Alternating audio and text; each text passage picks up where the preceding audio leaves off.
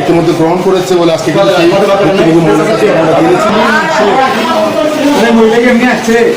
আমি যখন কিছুই হয়নি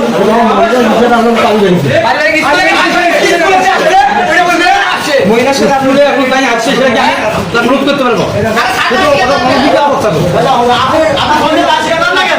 আসছিলাম এসে টিফিনের পর শুনি যে একটা মহিলা আমাদের স্কুলে আসছে এসে বলতেছে যে আমাদের প্রিন্সিপাল স্যার নাকি তার সঙ্গে তাকে ডিভোর্স দিছে, তারপর নাকি তার সম্পত্তি স্বামী এবং তার বাচ্চাটাও নষ্ট করছে। তিনি প্রিন্সিপাল স্যারকে পদত্যাগ করাবেন এবং আবার বিয়ে করবেন।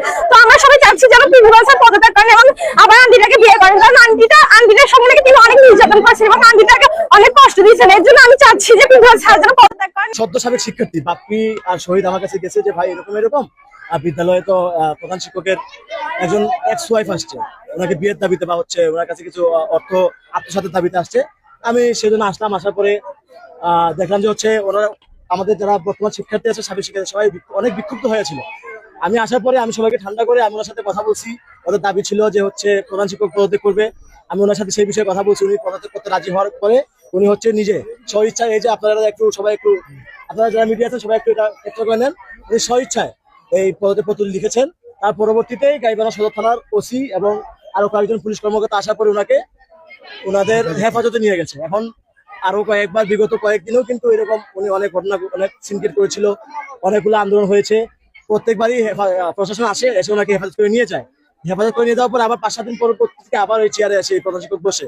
এবার আমরা ভাই যে এখানে হেডমাস্টারের এক্স ওয়াইফ আসছে এই স্কুলে এসে উনি স্কুলে বসছে যে ওনাকে এলো স্ত্রী থেকে ডিভোর্স দিছে কোনো কারণ ছাড়াই, এবং স্কুলে ওনার ছেলের চাকরি নেওয়ার কথা বলে 17 লাখ টাকা লেনদেন করছে। টাকা লেনদেনের ডকুমেন্ট আছে, এই কারণে উনি এসে অবসান করছে স্কুলের সামনে। তখন আমরা খবর পেয়ে স্কুলে আসি। স্কুলে এসে দেখি শিক্ষার্থীরা ওনাকে অবরুদ্ধ করে রাখে এবং ওনার উপর সবাই ক্ষিপ্ত ছিল। আমরা এসে পরিস্থিতি একটু নিয়ন্ত্রণে নিয়ে আসি। তারপর পরবর্তীতে সদর থানার ওসি মহোদয় আসেন, এসে ওনাকে হাই স্কুলের হেডমাস্টারের সাথে উনি আমার 22 সালে আমার ওই স্বামীর বাড়ির সম্পদ বিক্রি করিয়ে আমার সহ এখানকার আরো এক শিক্ষক আছে রিপন মাস্টার, তাক সহ যায় 17.5 লক্ষ টাকা নিয়ে আসছি। নিয়ে আসার পরে এই 5-6 বছর হইলো সংসার করি, খাওয়ার পরে আমার বাসা ভাড়া দিয়ে রাখছে, আমাকে প্রকাশ করতে দেয় নাই। এ যাবৎ আমার গোপনে রাখার পরে আমার একটা বাচ্চা পেটে আসছে। তাহলে জানুয়ারির 13 তারিখে বাচ্চার জন্ম, আর মাসের 1 তারিখে আমাকে বিপদ কি কারণে দিলে? সে বাচ্চা 6 দিন থাকার পরে মারা গেছে, কাউকে প্রকাশ করে নাই, গোপনে মাটি দিছে কবরস্থানে, সরকারি কবরস্থানে, ওনার গ্রামের বাড়িতে নিয়ে যায় নাই। ওই আমি টাকার কথা বলছিলাম যে আমার টাকাগুলো নিলেন, এ পর্যন্ত তুমি আমার বাড়ি করে দিবে চাইলেন, স্কুলের চাকরি দিবে চাইলেন, ছেলে তাও তো দিলেন না, আমার বাড়ি করে দাও, আমার টাকাটা ফেরত দাও।